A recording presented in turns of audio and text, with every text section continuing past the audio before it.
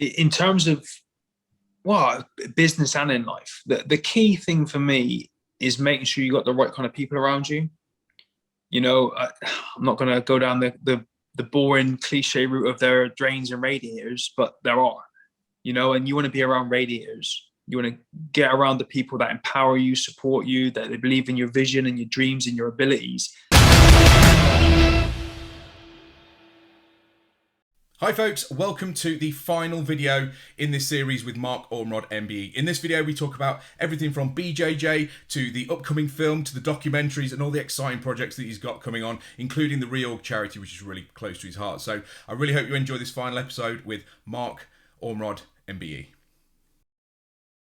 So at what point did the BJJ come in? Because actually BJJ is probably one of the only martial arts that I've not had a dabble with yet, and it fascinates me. I really want to, and obviously it's not something that you can do during a pandemic or get involved in for obvious reasons, much like most other martial arts, but I guess some can be done a little bit easier than others with distance, but definitely not BJJ.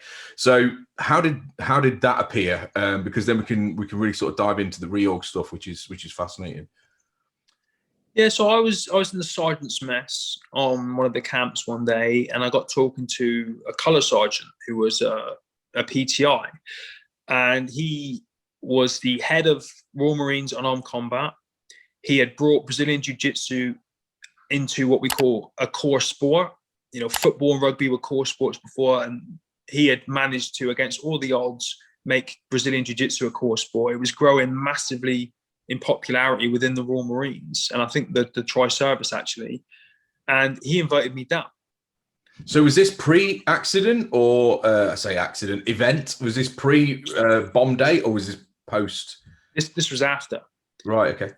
Now I had done Japanese jiu-jitsu, Thai boxing, kickboxing, taekwondo, all those things growing up, and I didn't know there was a difference between Japanese and Brazilian jiu-jitsu, but I went down because I thought, oh, he's a PTI, he's a Royal Marine, I'll see what it's about. You know, I didn't really expect much, if I'm honest, when I went down there. I thought it was just going to be like a sympathy thing. Oh, you can try this, mate, and try that, mate. I had no idea what BJJ was, like, as in ground fighting. And I came out of that first session and I was bollocks, right? And I had that specific kind of workout that I thought I'd never get to do again. You know, I'd done cardio, I'd done weightlifting, all that, but this combination and this fighting for survival and using my brain a lot more, you know, trying to get out of submissions, and I loved it. And what I loved about it was that I had to work hard to be good. It wasn't, someone wasn't going to go, oh, we'll let him off because he's injured, you know, we'll let him do this. I was fighting with people. And they were fighting with me, and I was getting my ass whipped, right? And I loved it because every time I came out of a session, I learned something a bit more, and I didn't care that I was getting beaten all the time and tapped. I couldn't care less. You know, I was learning, and I started to. It really helped me outside as well. And what I mean is, the first time I choked somebody using my shoulder, you know, I never thought that I could use my shoulder as a weapon or as a tool. And then bizarrely, like 3 months later, it was the Conor McGregor Donald Cerrone fight when he broke his nose. And so then I started walking around, whereas because I've only got one hand, if I carried something, I'm done. I then started using my shoulder, and I would, you know, put something in there, do this, carry some. And so I was using the lessons that I learned on the mat, off the mat, in my life as a triple amputee, and learning about how parts of my body that I thought were useless were actually quite useful in jiu-jitsu and in life. And, you know, I just got hooked on it. And it's so adaptive as a sport. There are obviously set pieces and ways to do things, but you can adapt everything to suit you, you know, no matter what your situation. That's what I liked about it. And with like the BJJ thing, how did you get on with, I suppose, did you find that there was people who were trying to go easy on you and you had to like really give them some to basically to say, don't you give me sympathy? or empathy or whatever, or go easy on me because you think I'm X, Y, or Z. Did you ever come across those? Or I know that there's a lot of humility and a lot of respect within the BJJ culture, but did you find that was ever a problem, or just not at all? Not massively, but this is not me trying to be overly macho or whatever. But if someone does do that to me, I can still give it back to them. Do you know what I mean? And again, it's little things. I learned a thing called the porcupine principle, which is using the hard parts of my body and the soft parts of someone else's. So when I dig my chin into someone's lats or their sternum, or I start wriggling my elbow on their inner thigh, if they're giving it to me, I'll figure out a way to give it back. Like this, this in your throat, this arm stump in your throat, people don't expect it. So if someone wants to try and give it to me, I'll give it back just as much as I can. You know what I mean? We're on the ground anyway. We're both, no one's got really an advantage. The advantage I've got is you can't leg lock me. You can't heel hook me. You can't use any of that stuff. Do you know what I mean? I can slip out. Yeah, I can. Yeah. I can. And I can slip out of someone's closed guard a lot easier than someone that's got legs, So that there are advantages to my situation. Have you ever tried rolling with your prosthetics attached? Do you ever do that? No, because I'd probably destroy my nuts. Because my sockets come right up to my groin. As soon as I go on my side, I'm going to crush my nuts and be in a lot of pain. And I'll probably do a lot of damage to somebody else, actually. I've got nuts and bolts and sharp bits and pieces poking out. And I'll probably do some real damage. So I'll never do it with prosthetics on. And do you still do any striking, or you still do much? I know you mentioned Thai boxing and all that kind of stuff. Do you still do much striking for your own training?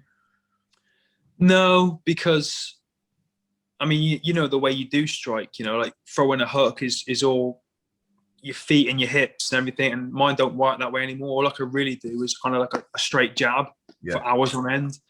But again, if it ever came to it, with things like having to defend my family or something, now I think about things differently, like soft points on people, the throat, hitting here. I could just go hard with an elbow right on the right spot if I needed to, in a situation, in an emergency situation. Do you know what I mean? So, I learn a lot from jiu-jitsu and from watching combat sports.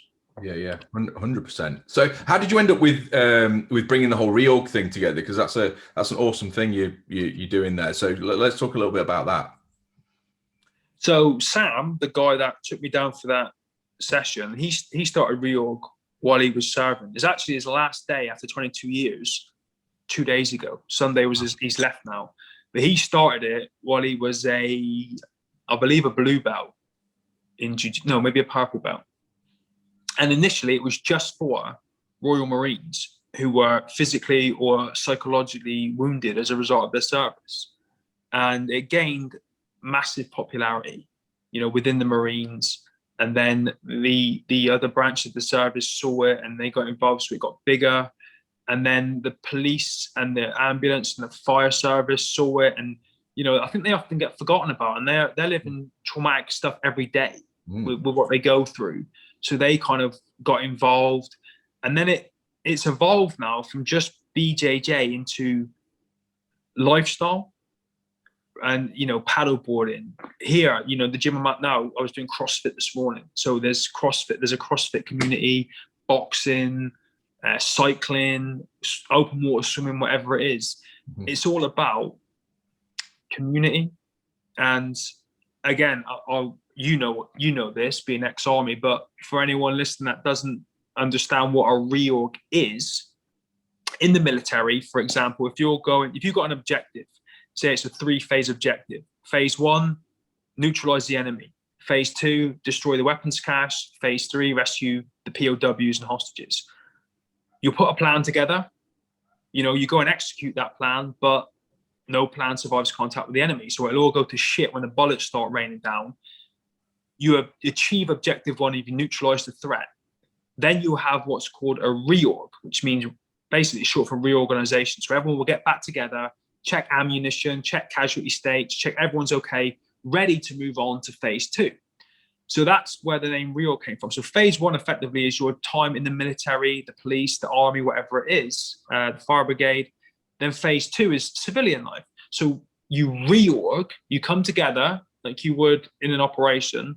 You don't check the ammo and the casualties, obviously, but you check people's welfare, their mental health, their situation, in whatever capacity that is, CrossFit, jiu-jitsu, paddleboarding, whatever it is, just coming together and having a coffee, and then when everyone's good to go, you move on to the next objective.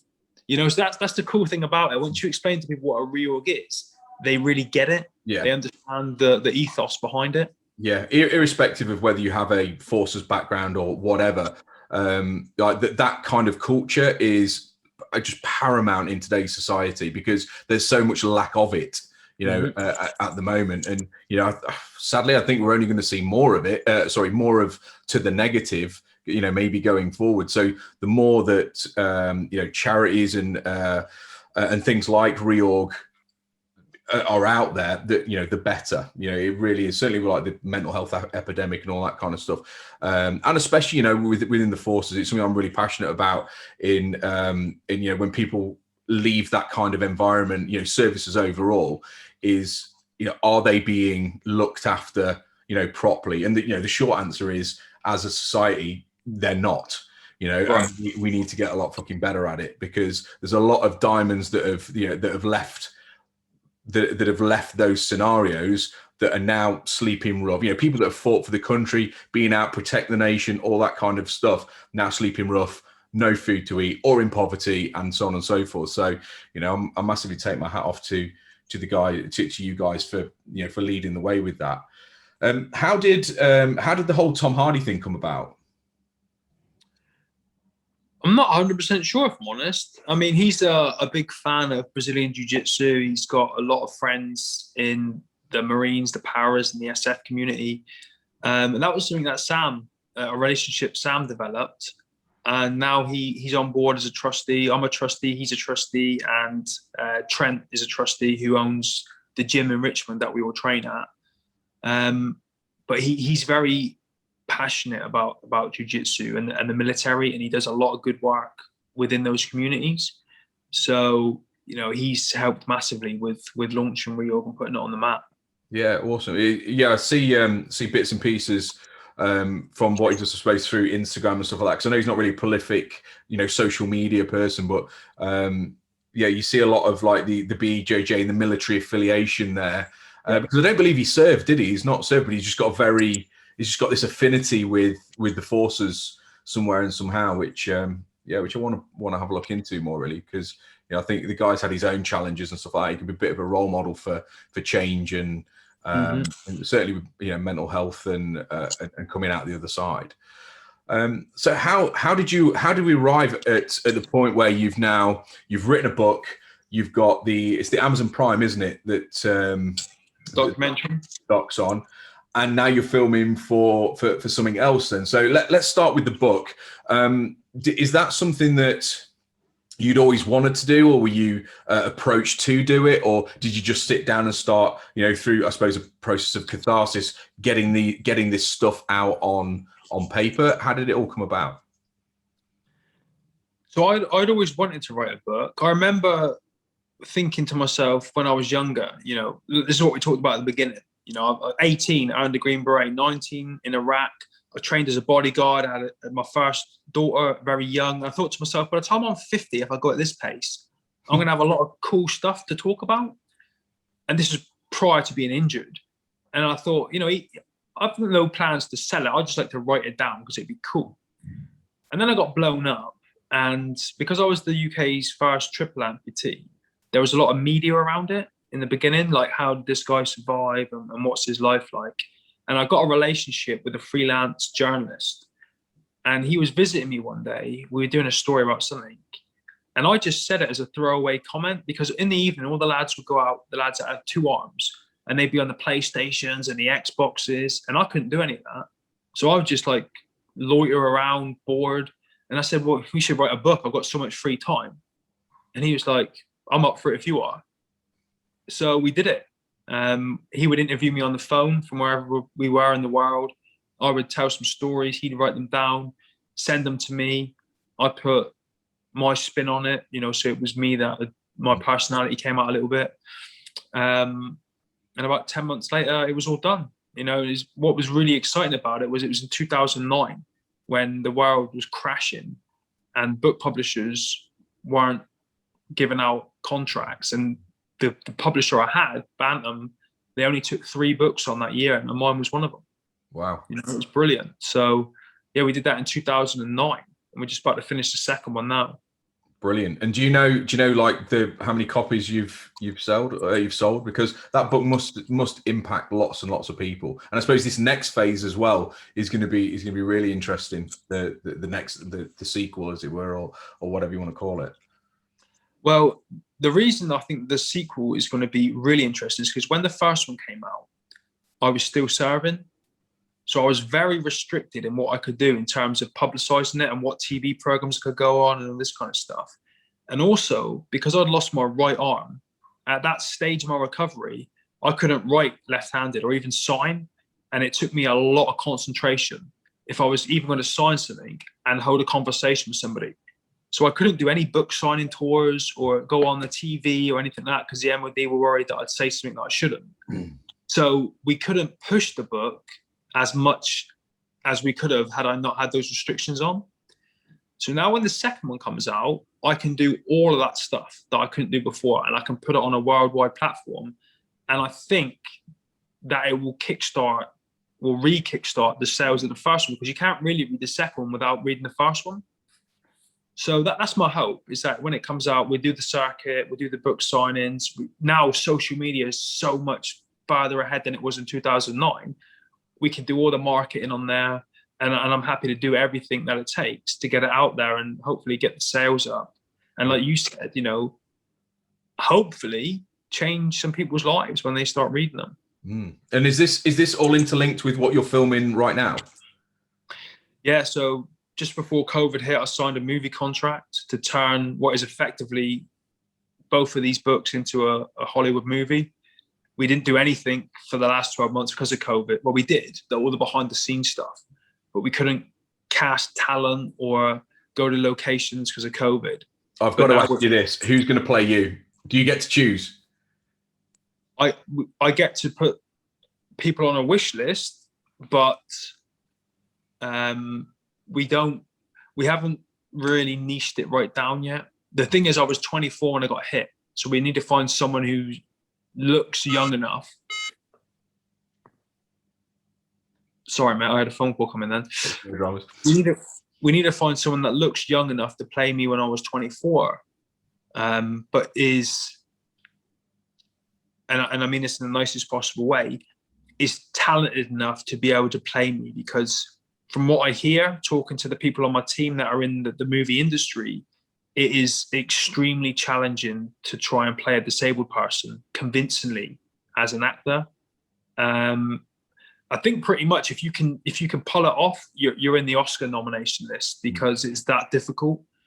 And I'll be there every step of the way. I'm an associate producer on this movie, so I'll be on set every day, working with the actor to show them how to move and how to, you know, get in a bath, get on a toilet, whatever it is that we need to do.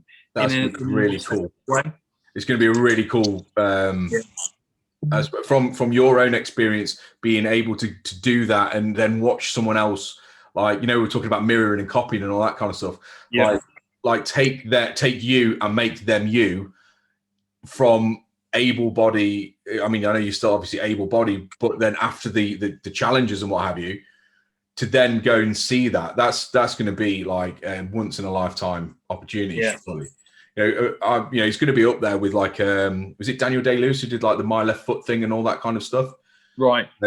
Like, oh, that I can't wait to see the, and please keep me, like, you know, send me some bits and pieces and stuff like that when you're going through that process, because that's going to, you know, I'm fascinated by that kind of stuff. But yeah. if you could have anybody play you, who would it be? Oh, it's a good question. I think based on all the factors, like the youth element, the talent element, someone like, you know, Taron Egerton, or, you know, the guy from Kingsman, Eggsy and Kingsman. Yeah. Elton John. in the Elton John movie. Yeah. I mean, yeah. that's the movie where I looked at it and I'm like, this guy's got some serious talent. Like the way he pulled off the Elton John role, just blew my mind. And I thought, this is the kind of guy that would really get into this character.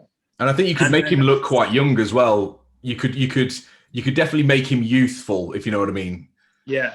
Yeah. But what I'd really love, and what's great about this movie, I was with the team on the weekend. They're filming it in a way where the talent can fly in for like 2 or 3 days, do their bit, and then go. So it's not a massive time commitment the way it's going to be made. So what I'd really love is loads of big names, that fly in for a day or two, do a cameo, and then fly out. So when you're watching it, you're like, was that so and so? That was the just chef. be aware they did that with Cats and it bombed. Oh, did they? I'm only joking. Okay. I tell you who'd be cool actually. The guy who played. Have you seen It? The remake of It. Yeah. The guy who was It in that. He's I can't remember his name. He's got I don't know whether it's a Dutch sounding name or something like that. But yeah, the guy who played the new It in the Stephen King remake. He'd be cool because he's young and a great actor as well. Okay. Yeah, check him out. He's cool. He just sprung to mind. I don't know why. And you look a little like as well. Okay. Which is cool. Yeah, he's obviously a handsome fella. I mean, got to, haven't you? I was half expecting you saying, "Oh, I think I'll have The Rock." Like The Rock. No. Why not? So when do you think that's going to be? When are you going to be strutting down Leicester Square, ready to see that on the big screen? Would you reckon? I'd like to say by summer next year. Awesome. So you're that far along? Yeah, I mean, once all like the planning and stuff is there, it's just pulling the trigger and then making it happen. They've already spoke to like the King of Jordan about using the desert and flying some helicopters around and all that. And we've got studios that are all on standby and ready to go. And the team behind, the behind the scenes team, it's just a case really of getting the actors and the talent and then filming. That's going to be really, really cool. I'm so excited to see that. That's going to be like just an awesome movie. It really is. And have you got other irons in the fire? Because I know you're an entrepreneur yourself, and I know a lot of guys that this kind of show or these YouTube videos and stuff that I'm doing are directed towards young entrepreneurs or entrepreneurs that are coming through. And actually, for me, certainly like vets that have left that maybe need something to inspire them on to go and do something. What other irons have you got in the fire at the moment? So I've got a couple of business investments, friends' businesses that I've put a couple of quid into that I think are gonna blow up. Particularly, it may not be the smartest thing in the world to do, but I particularly like investing in veteran-owned businesses because I kind of know their mindset and their ethos, and they'll do whatever it takes to make it work. So we're doing that. I've got my own little, very small merchandise, little business and range online. I'm building a property portfolio. I think I've just bought my 5th one now. I'm just waiting for that. It's taken really long because of everyone was moving house during COVID. It's taken a long time, but I'm hoping to buy another 4 by the end of the year. And I've just started. I found out about this thing on Facebook. It's called a supporters page, and it's linked to your main. I don't want to call it a fan page, but your public page. And people can pay £3.49 a month to become part of your private community, like a membership site. And I'm building that up. I've got 106 members on there already. And what blew me away about it was how scalable it is. So on my main page, I've got 34,000 people. Yeah. And out of those 34,000, 106 have gone and hit the button to be a supporter. Well, you imagine in an ideal world, if you get 33,000 people to be on a supporters page as well. Mm-hmm. You know what I mean? What more do you need? Absolutely. And what kind of content are you putting into your supporters page? You know what? I'm building it at the minute, and I went to see someone the other day who she worked for. I won't say the name of the company, but it was all about building communities and supporting each other. So she's going to help me build it up. But What I really want to do, and this is not me being lazy, is organically, and it's already happening, people are jumping on there and they're posting, and people are helping each other, and people are declaring what their goals are, and then other people are holding them accountable. Mm-hmm. Do you know what I mean? And I wanted to create that kind of community, private community, where people feel safe to do that. And like with Reorg, it's all about developing communities and people. So you take someone who's isolated and out on a limb somewhere, who just inside, they know the kind of people they want to be around, and that'll help them thrive. And I want to create that within this group. And it's only £3.49 a month, right? People don't miss that. It's like an investment, really. Mm. You know what I mean? And I went up when I went to London on the weekend. I put a Charlie 1 out on there and said that if anyone's up in this area in the supporters group, come meet me. And I went and met someone. I went and met a family that are on the supporters page. So we do meetups, and I would like to develop. I've got a 7-day personal development course I've developed, and I'd like to develop a 6-week, 6-month, 12-month version of that. That will be free for them. They got access to discounts with companies I work with. So I've got a CBD company that I work with. Right here, right now, my trainer, Ben, my coach, he's an ex-Marine PTI. He's offering certain things to them, free plans, discount plans, but you have to be within that community. I'm doing regular Q&As out on Sunday evenings. I'll log on and they get like exclusive content, that kind of stuff. So, you know, I'm figuring out as I go. Brilliant. But it's exciting to think how much you can scale it, first of all, then how many people you can help within that community. Yeah. And then from a monetary point of view, you think of how much money it generates a month, the good stuff you can do with that. So what I want to do is not either, but both within that community, say, okay, one of you's got a chance now to win 10 grand because say the page generates £20,000 a month. Yeah. You know, I don't need no one needs £20,000 a month, do they? So I can go, now you've got a chance to win it. And then I'll figure out something or some way to do it. And that could change someone's life, right? And outside of that community, I can say, right, this needs to happen. You know, like a local charity needed a defibrillator and it's 15 grand. Are you guys happy that we use this money to go and do it? And we just go do good. Do you know what I mean? Do good things with it. And that sounds wicked, mate. It sounds really, really cool. And you know that you can't, you know, without scale, you limit the amount of impact that you can have on someone, you know, and things like that can scale in that way. You know, I'm a massive advocate of residual income and all that kind of stuff. So being able to take residual income and go help people and scale it as that way, you know, it sounds awesome. So we're going to wrap up, but I just want to grab a couple of top tips from you for people who are maybe just getting out in business, or maybe they've been on a bit of hard times or whatever. They know that they've got something, like you said, they've got something inside, but they just can't seem to maybe catch a break or get things moving forward for them. Like, what would be maybe your top 3 tips for either getting their business launched, maybe moving them more towards their goals?